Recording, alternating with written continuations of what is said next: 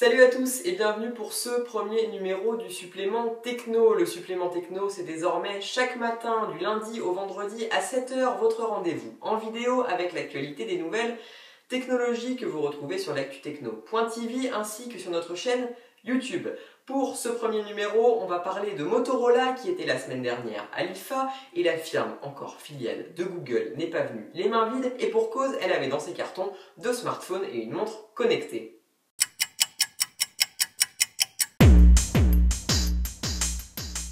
Deux smartphones et une montre connectée que l'on attendait depuis maintenant quelques mois et que les rumeurs nous avaient déjà montré en images plusieurs fois durant l'été. Quoi qu'il en soit, il est désormais temps de découvrir le Moto X, le Moto G et la Moto 360. En effet, si certains avaient annoncé que nous verrions débarquer les Moto X Plus 1 et Moto G Plus 1, quoi de mieux pour remplacer un Moto X qu'un autre Moto X? Sur ce point, rien de mieux et on est d'accord avec Motorola. Commençons tout de suite par le Moto X. Ce smartphone haut de gamme, dont le premier modèle avait également été le premier smartphone de l'ère Google pour Motorola. Un smartphone qui cette année s'agrandit très largement puisque son écran passe de 4,7 à 5,2 pouces. Un changement de taille d'écran également accompagné d'un changement de définition puisque Motorola dit au revoir à la HD au profit d'une dalle Full HD 1080p d'une résolution de 1920 par 1280 pixels. Le type de dalle, lui, ne change pas et l'on retrouve du Super AMOLED HD qui permettra d'économiser la batterie, un vrai bon point.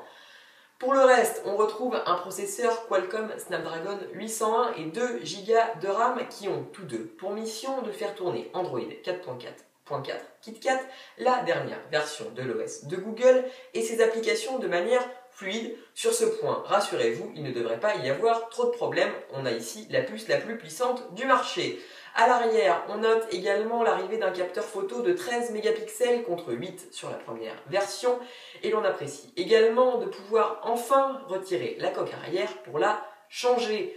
Mais autre nouveauté intéressante sur ce Moto X que l'on nommera Moto X 2014, l'arrivée du Moto Maker en France, le service de personnalisation de Motorola qui permettra de commander son Moto X en ligne et ce en le personnalisant, en choisissant par exemple la texture de la coque arrière. Imaginez un peu pouvoir commander un Moto X avec une coque arrière en bambou ou même pourquoi pas en cuir. Nous, ça nous plaît bien et on attend de pouvoir commander le nôtre. Pour ce qui est de la commande, justement, il faudra attendre la mi-septembre pour commander la version 16 ou 32 Go et la version 16 Go sera disponible pour 519 €. Deuxième annonce de Motorola durant cette IFA 2014, le successeur du Moto G qui lui aussi, vous l'aurez deviné, se nomme sobrement Moto G. Alors, cette édition 2014 du smartphone low cost de Motorola grandit lui aussi de quelques pouces et voit son écran passer de 4,5 à 5 pouces. Un pari risqué pour Motorola qui, pour des questions de coût, est obligé de se limiter à une dalle HD qui peut donc sembler un peu juste avec une telle diagonale d'écran. On attendra de voir le résultat. Pour le reste, Motorola fait dans la continuité avec un processeur quad-core, 1 Go de RAM et la dernière version d'Android, comme à l'habitude.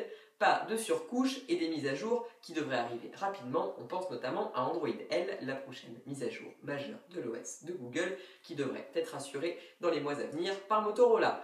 Dernier point sur la photo, Motorola semble avoir entendu les critiques de l'année dernière et ajoute un capteur de 8 mégapixels à ce Moto G 2014 contre uniquement 5 sur la version 2013. Reste que depuis un an, le marché a largement évolué et que pour 189 € sans compatibilité 4G, le Moto G 2014 semble être un peu cher. Attendons de voir si la version 4G est prévue par la firme. Enfin, dernière annonce de Motorola, ou plutôt confirmation, la Moto 360, première montre connectée de la firme encore filiale de Google tournant sous Android Wear, une montre annoncée en février dernier et présentée en détail lors de la Google I/O, la conférence des développeurs de Google juste avant l'été. Cependant, la Moto 360 a désormais un prix et une date de sortie en France. Cette montre connectée ronde en métal et au design sympathique, dotée d'un système de recharge par induction et capable de fonctionner avec tous les smartphones sous Android, Jelly Bean ou ultérieurs, sera donc disponible dans le courant du mois de septembre en France.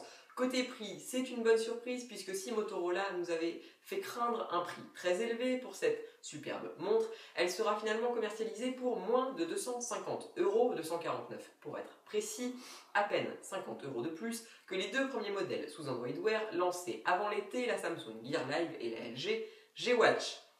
Rendez-vous donc mi-septembre pour les tests de ces trois produits. Voilà, ce premier numéro du supplément techno est terminé. On se retrouve dès demain matin à 7 h pour suivre l'actualité de la planète high-tech. D'ici là, allez donc faire un tour sur notre page Facebook et allez donc nous suivre sur Twitter. Et enfin, abonnez-vous à notre chaîne YouTube pour ne rien manquer des autres actualités high-tech de la semaine. À demain!